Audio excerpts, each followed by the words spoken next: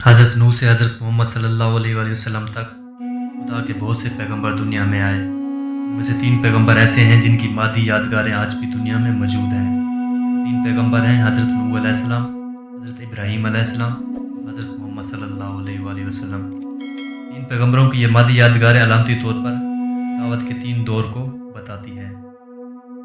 पहली मादी यादगार हज़रत नूह अलैहिस्सलाम की है, जो एक कश्ती की सूरत में आज भी मौजूद है। ये कश्ती अलामती तौर पर बताती है कि ऐसा होने वाला नहीं कि इंसानों को उनके हाल पर छोड़ दिया जाए, बल्कि तमाम पैदा होने वाले इंसानों को आखिरकार 2 ग्रोह में तकसीम किया जाएगा। ये तकसीम लोगों के रिकॉर्ड के मुताबिक होगी। फिर अच्छे रिकॉर्ड वालों के लिए जन्नत का फैसला किया जाएगा, बुरे रिकॉर्ड वालों के लिए जहन्नुम का फैसला। दूसरी मादी यादगार हज़रत इब्राहीम अलैहिस्सलाम की है, काबा की सूरत में आज भी मक्का में मौजूद है। काबा अलामती तौर पर उस एक्स्ट्रा ऑर्डिनरी प्लानिंग की यादगार है, जबकि यहाँ के सराई इलाके में हज़रत इब्राहीम अलैहिस्सलाम ने अपनी बीवी हाजरा और अपने बेटे इस्माइल को बसाया। फिर तवालीद और तनाज़ुल के लंबे दौर के बाद वो नस्ल तैयार हुई जिसको बनो इस्माइल कहा जाता है। रसूल और असहाब रसूल उसी नस्ल के मुंतखब अफराद थे।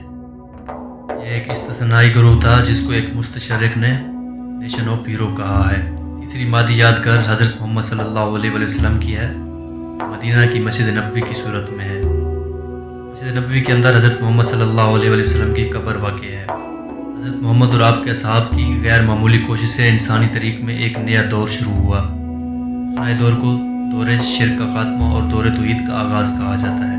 हज़रत मोहम्मद और आपके असहाब ने इंसानी तारीख़ में एक नए प्रोसेस का आगाज़ किया।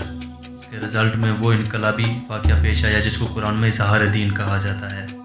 इज़हार दीन से मुराद कोई सियासी इज़हार नहीं है, इससे मुराद ज़्यादा वसी नौयत का एक मजहती इज़हार है। उसके नतीजे में वो आलमी वाक़या पेश आया जिसको अपॉर्चुनिटी एक्सप्लोजन कहा जाता है। हज़रत मोहम्मद और आपके असहाब के ज़रिए तारीख़ में जो प्रोसेस शुरू हुआ वो 21वीं सदी इसी में अपनी आखिरी तकमील तक पहुँच चुका है।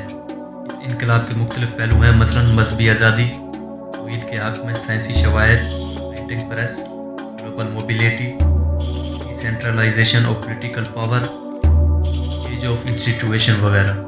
इन्हीं जदीद मौक़े से एक ये है कि नए हालात के नतीजे में हज़रत नूह की कश्ती ज़हर होकर लोगों के सामने आ गई है, जो कई हज़ार साल तक बर्फ़ के भारी तह के नीचे छुपी हुई